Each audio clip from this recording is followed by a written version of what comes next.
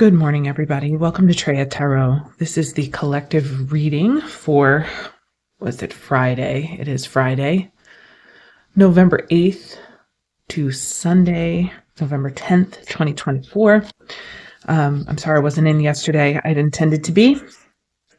I am working on too many things at once, and I'm a bit distracted. So please bear with me as I get my schedule sorted out. Oh, look at that. What do we have here? 6 of Cups. Interesting. Okay, so I'm working with the Empyrean Tarot today and the Talisman Oracle,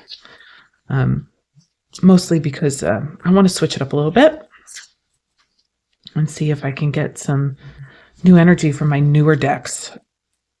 This Empyrean Tarot has just been such a blessing and a beautiful thing to work with. The imagery is just so stunning. And the more I use it, the more I love it. So, all right, let's get this cut. Okay, so if you do like these readings, please like and subscribe, comment, the usual. I would love to hear from everyone. And thank you to the people who are commenting. I really do appreciate that. You know who you are. I appreciate all the communication and all the response. And it has been so wonderful to just start growing this channel and sharing this with everyone. This is my favorite thing to do, so it's good to be part of that. Let's pull a Talisman Oracle card to start, okay? This one's sticking out to me. Protection.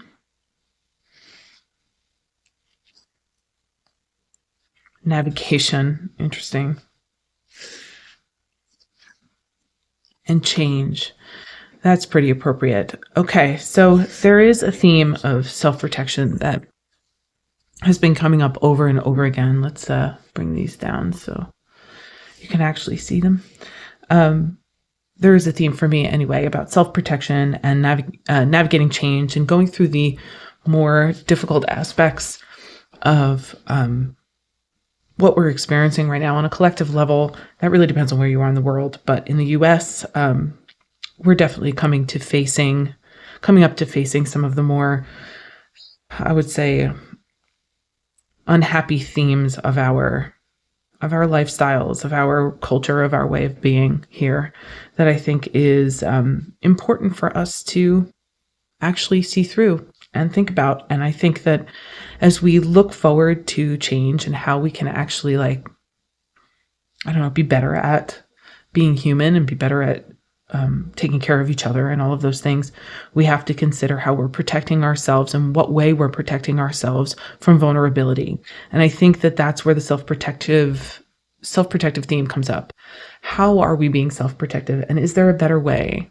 Is there a better way for us to open our hearts and at the same time be able to keep aware of the ways in which we're risking ourselves?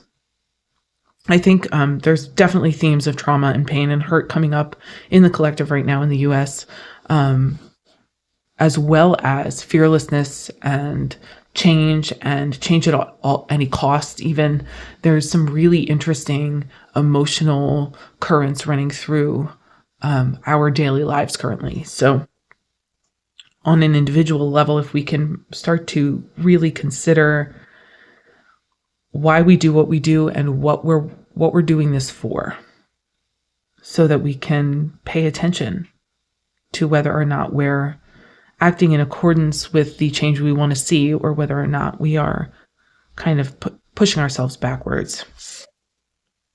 So that's what I pull from those. I will leave these over in the corner.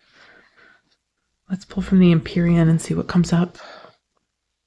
I am not going to read these reversed, although the Seeker, so the Page of Daggers, came out reversed. Well, let's see. Why not? Leave them how they show up, right? Okay. The Queen of Cups, and 9 of Cups. Okay. So this would be what I meant by the interesting things that are happening in our emotional, the 5 of Cups, in our emotional world. Okay. The Page of Swords reversed here, okay, is this sort of backwards messaging. I'll say it that way. Okay. It comes up as backwards messaging.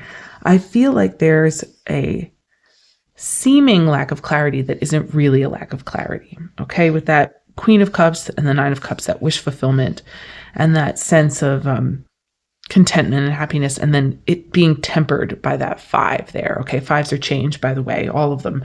But the 5 of Cups is about grief and loss. There is definitely a theme of loss in the air, but it's a theme of loss that's being tempered by this other layer of love that seems to be at odds. So this would be the informing of this dichotomy here. So this reversed idea, this not understanding or having to consider what other thoughts and belief systems that we might actually be kind of coming up against as we swing basically from this incredibly intuitive, loving, contented state to this grief and loss. The thing about the 5 of Cups that I really always want to point out is that there's 2 cups here and they're glowing. So the 3 of Cups that are lost in the water, in that emotional surge, those 3 of Cups they're past, they're old. They're grief we hang on to. The 2 of Cups are still standing. So this situation, this intuitive, loving, contented wish fulfillment here is still there. It's present at all times in this scenario here. Okay, so the 5 of Cups is essentially saying, what are you looking at? Are you looking at the past grief, or are you looking at the current situation, the current experience?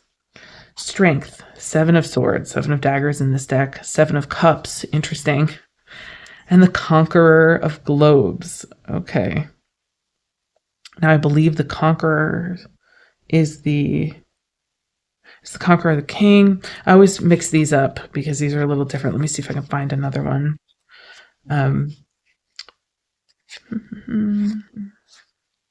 Because the Seekers are the Pages.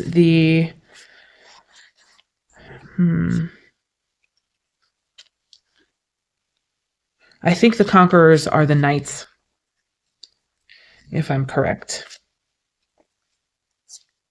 Looks like the Conquerors are the Knights, but I want to make sure before I continue to read them that way.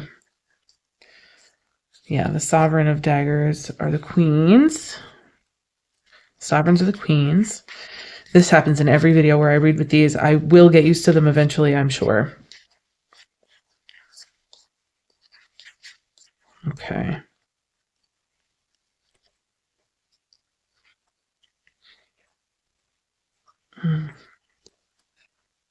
Where are the other ones? Well, I'll read them as such as I'm trying to find out which one these are. Conqueror. The Rulers are the Kings. So the Conquerors are the Knights. Yes. Okay, so Strength, 7 of Swords, 7 of Cups, and then the Knight of Globes, which is the Knight of Pentacles. Strength is about harnessing that wildness inside, understanding your own lion, inner lion, right? So I love this image too, because there's that archway, there's that portal represented. And then this idea of strength being what pulls you up and out. Okay, the wings on that lion. Strength being how we set ourselves free, because we can understand and own and move through our more, how do I say this? Our more free-flowing, wild, impetuous energy. So like that roaring rage you might feel inside that you keep under wraps and allow only to come out in drips and drabs because you're using it for your sustaining power, or the kind of wild, passionate creativity that you are keeping close to the vest because you know that to just release it in all directions is just inappropriate, or it doesn't serve the whole good, you know. The 7 of Daggers, that experience of manipulation and deceit and all of these things that tend to show up with that 7 of Swords. The 7 of Swords can also be about disarming an enemy, but or an opponent of some kind. But the 7 of Swords to me in this spread says that what it is we're pulling forward to overcome this quality, this sense of manipulation and deceptive relationship and lying, narcissism, all of those things that the 7 there can kind of represent. The thing we're using to overcome that is this false sense of choice. Now, what's interesting about this 7 of Cups is that there is one real option there. Okay, one of the cups is true. It's about understanding or discerning which cup is the right cup to take. And to get to this place, to understand this information, like which cup is correct, you have to be able to harness your wilder aspects.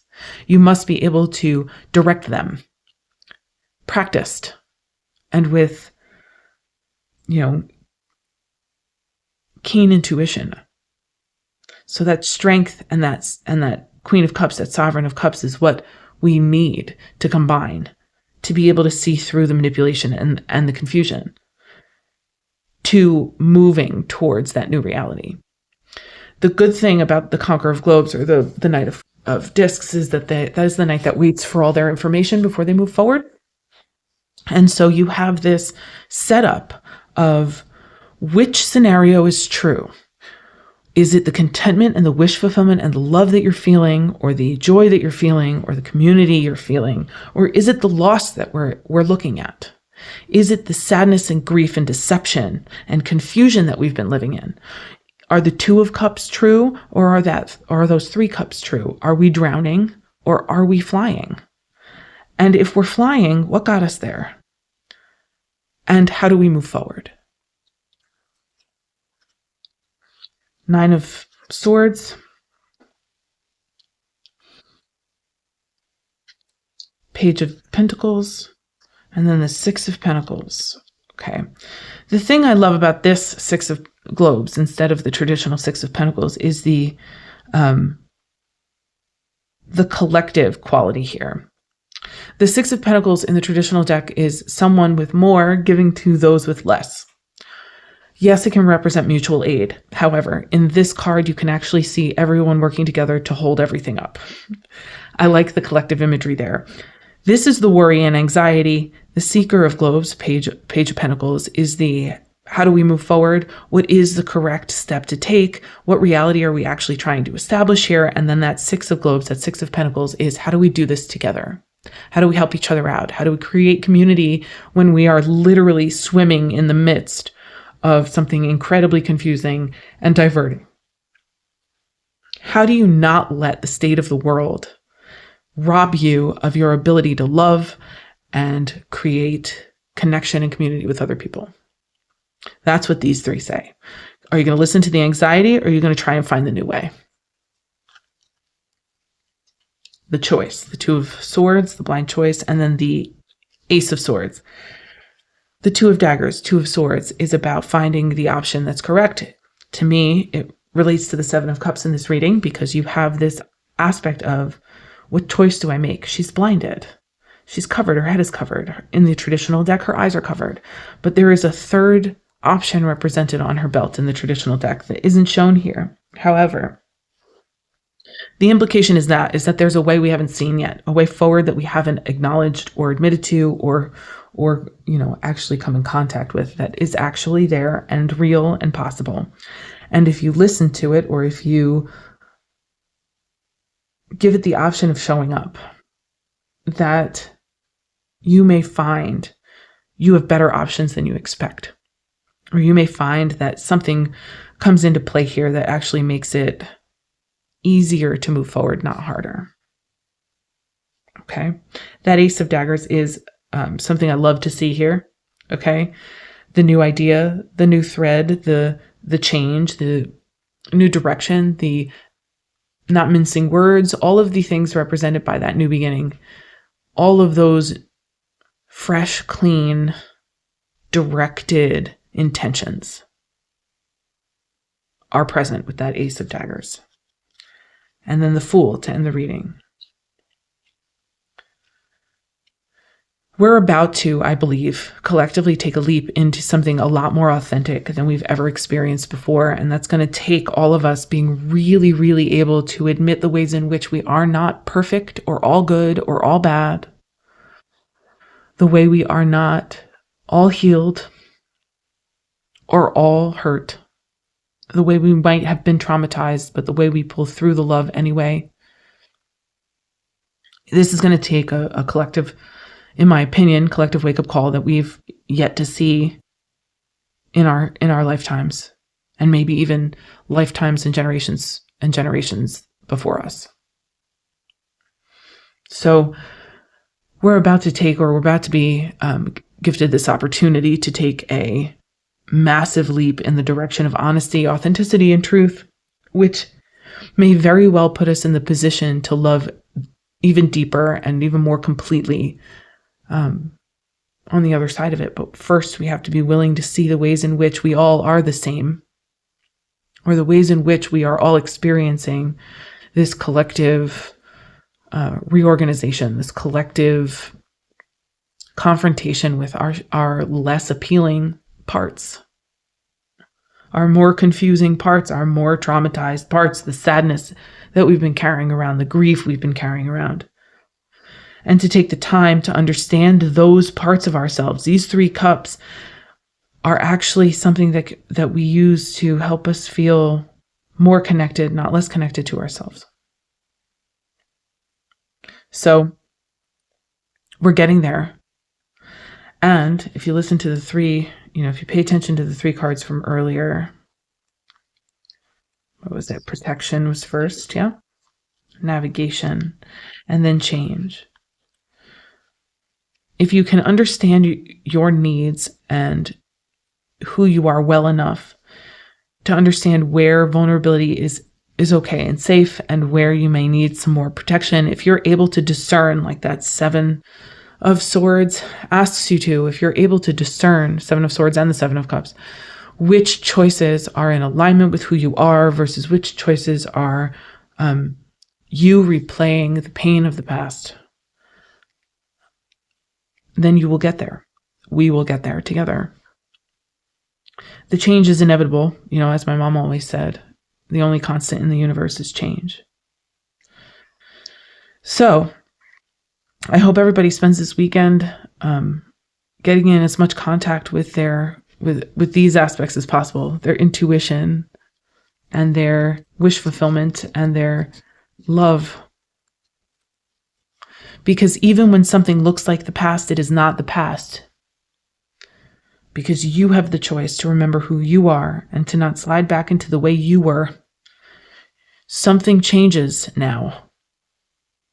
No matter how murky the waters we may be looking at, we are still clear and strong enough to get through and understand what's true. So have a good weekend, and I will see you next week. I would like to see you on Monday, and I hope that I have something up by Monday, but we'll see. All right. Have a good weekend.